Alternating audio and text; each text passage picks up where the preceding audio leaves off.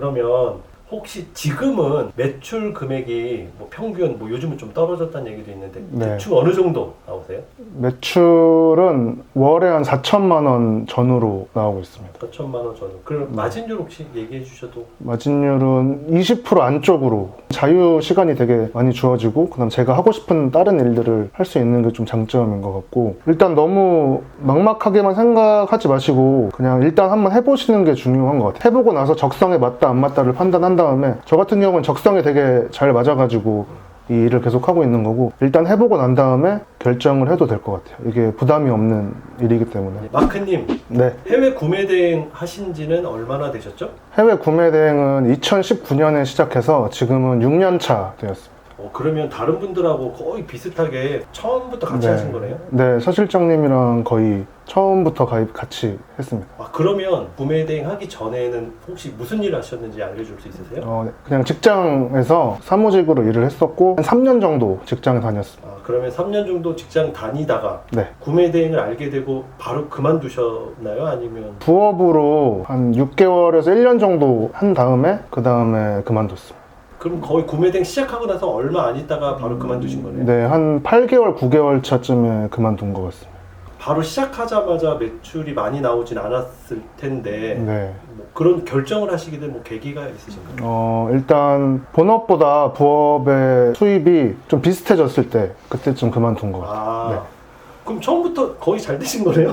처음부터 잘 되진 않았고 열심히 했죠, 그래도. 그러면은 회사 다닐 때 회사 급여랑 네. 그 다음에 구매 대행 어느 정도 했을 때 금액이 둘이 비슷해졌을 때 네. 본업을 그만두고 네. 전업으로 구매 대행을 하신 거죠? 네, 맞아요. 그러면 혹시 구매 대행을 지금 우리는 선진국 9개 나라 구매 대행을 하고 있는데 뭐 중국 구매 대행이나 아니면 뭐 다른 전자상거래 쪽을 해보셨거나 할 의향이 또 있으신가요? 따로 뭐 전자상거래나 온라인 판매 같은 거를 해본 건 없었고 그냥 구매 대행이 처음 시작한 거였어요.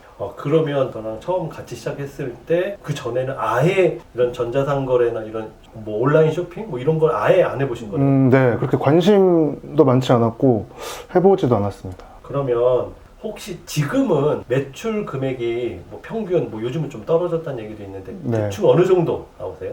매출은 월에 한 4천만 원 전후로 나오고 있습니다. 4천만 원 전후. 그럼 마진율 혹시 얘기해 주셔도. 마진율은 20% 안쪽으로 20% 안쪽. 네, 안쪽으로 해서 요새 환율이 많이 올라서 20% 안쪽으로. 그렇죠. 환율 때문에도 있고. 네. 그리고 조금 한 1년 6개월 정도 전보다 지금 매출은 혹시 좀 어떠세요? 사실 조금 비슷한데 막 크게 높아지거나 낮아지거나 하진 않고 최대한 유지를 하려고 노력을 하고 있습니다. 지금 여기는 지금 쓰시는 사무실 같은데 네. 직원분들이나 뭐 네. 혹시 아르바이트 하시는 분들이 따로 계신가요? 아니면 뭐 혼자 쓰고 계신가요? 원래 아르바이트를 이 장소에 와서 이제 교육을 시키고 다시 집에서 일을 할 수 있도록 사무실을 잠깐 마련했었는데 네. 지금은 저 혼자 평일에 쓰고 있습니다.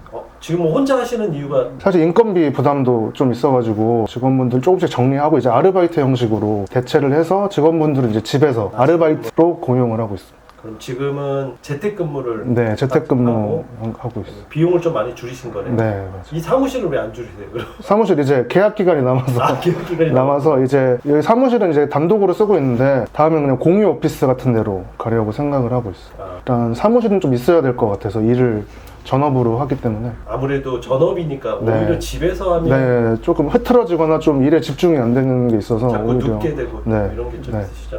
마크님도 처음부터 뭐 사무실도 구하고 직원 구하신 건 아닐 것 같아요. 네. 초보 셀러의 입장에서 한번 생각해 보시면 그때 생각하면 이런 부분들은 좀 어려움이 있겠다. 뭐 지금 생각하실 때 네. 그런 부분들은 뭐가 있을까요? 일단 제가 구매 대행을 시작하게 된 가장 큰 이유는 재고 부담이 없어가지고 시작을 하게 된 거고 그래서 회사에 다니면서도 물건을 사지 않아도 되고 그냥 인터넷에 상품을 등록하기만 하면 됐어서 그래서 시작을 하게 됐고 제일 어려웠던 점은 일단 첫 판매가 이루어지기 전까지가 과연 내가 올리는 게 팔릴까 하는 의구심이 제일 많이 들었던 것 같아요. 그래서 첫 판매가 이루어지기까지 저는 한 3개월 정도 걸렸던 것 같아요. 굉장히 오래 걸리는 거 아니에요? 가격을 잘못 올려서 주문 들어오거나 이런 건 있었는데 네, 제대로 이제 마진을 남기거나 한 거는 3개월 정도 지나서부터 좀 하루에 하나, 두 개 이렇게 시작이 된 것 같거든요. 그래서 그때까지가 제일 힘든 것 같습니다. 그럼 매출이 4천만 원 정도 나온다고 하셨잖아요. 네. 그러면 뭐 지금 사업자 수라든가 뭐 상품 수 정도는 어느 정도 되시나요?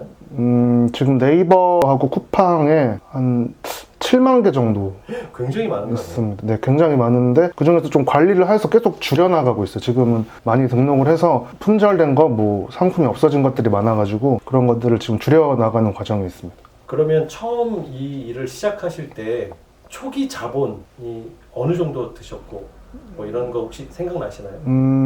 사실 제가 게임을 좋아했어가지고 컴퓨터는 게임 하던 컴퓨터 그대로 사용을 했었고 특별하게 비용은 들지 않았던 것 같아요. 그러면은 사업자 등록하고 뭐 네, 초기 그런 비용 초기 외에는 네, 비용 외에는 거의 비용이 없었던 거죠. 네, 근데 근데- 지금 사무실을 제가 언뜻 보면 네, 재고들이 좀 있는데 네. 뭐 이런 재고들은 뭐 어떻게 해서 생겨난 건가요? 그냥 고객들이 반품할 때 반품. 네, 하거나 아니면 제가 실수로 잘못 보내가지고 그런 것들을 받아 놓고 있고 이런 거는 그냥 주변 지인들한테 선물 주거나 고객들한테 서비스로 하나씩 보내드리고 있습니다. 다시 해외로 반품하는 거는 금액대가 있는 거는 그렇게 몇 번 해봤는데 네. 보통 금액대가 많이 나가지 않기 때문에 그냥 제가 사용하거나 아니면은 이거를 리뷰를 제가 해서 블로그에 올리거나 이런 식으로 활용을 하고 있습니다. 지금 그러면 하루 일과를 아침부터 혹시 대충 좀 얘기해 주실 수 있나요? 네. 아침에 일어나서 이제 문의를 먼저 확인합니다. 고객들이 밤새 쌓인 문의들이 있는데 고객들한테 문의 답변을 해준 다음에 이제 밤새 들어온 주문들을 수집해가지고 이제 물건들을 보낼 거 정리하고 주문을 처리를 하죠. 그렇게 하고 나면은 한 9시부터 시작하면은 12시 정도에는 다 끝이 납니다. 그리고 나서는 어떻게? 그리고 나서는 이제 그날 들어온 상품들의 뭐 가격을 관리하거나 아니면 재고를 관리하거나 그 판매 페이지에 들어가서 수량 같은 거를 관리하고 고객한테 이제 연락을 보내는 시간을 1시간에서 2시간 정도 사용합니다. 점심 안 드시나요? 점심은 먹었습니다. 그러면 일이 네. 이렇게 늦게까지는 안 하실 수도 있겠네요. 네. 그래서 그 정도 일단 2시 정도까지가 보통 기본 업무를 하고 그 이후에는 이제 알바생들한테 보내줄 자료를 정리한다든가 아니면은 상품을 관리한다든가 뭐 세금 처리를 한다든가 그런 업무에 사용하고 있습니다. 구매 대행 초기 때랑 비교해 보면 일하는 시간은 어떠신 것 같아요? 조금씩 줄어들고 있는 것 같아요. 그러면 그 줄어드는 시간에 뭐 다른 걸 네. 하시나요? 취미를 하거나 아니면은 그냥 가족들 일하는 게 있어가지고 도와주거나 할 때도 있고. 그러면은 지금은 우리가 보통 구매 대행하면 주요 일 중에 하나는 계속해서 상품을 좀 등록을 네. 하는 것도 있잖아요. 뭐 수동으로 하든 네. 반자동으로 하든 이렇게 하잖아요. 그것도 지금 하고 계신가요? 네, 제가 직접 하지는 않고 그거를 알바생들한테 맡기고 제가 관리를 하고 확인을 하고 있어.